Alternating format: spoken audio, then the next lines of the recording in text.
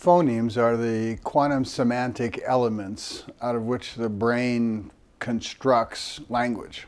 In order to generate this virtually heard artificial simulation of language, the brain has to take this one code, the visual code of the alphabet letters, and match it so that it plays these sounds, these phonemic elements of its natural speech code, so as to generate inside, to play inside this internal experience of language in the language stream. It's important to recognize that there's a big difference between the kind of natural organic phonemic process that has to do with the way the brain naturally, organically evolves to quantize the units out of which speech code is made. And then there's another phonemic awareness where there's a mapping between how to break up the sound and correspond it, or make it correspond, or make it work with the sound values assigned to letters of the alphabet. Totally different related things. Remember our player piano analogy?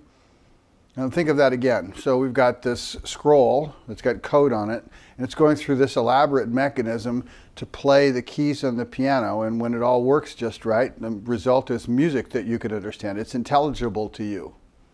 But now imagine what would happen if the piano that the code was trying to play had a series of missing keys. And the code's going by and it's calling on that key to be played, but the key's not working.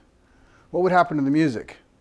Well, the music would be missing things. It would be missing notes that are part of what makes it intelligible, pleasurable, understandable.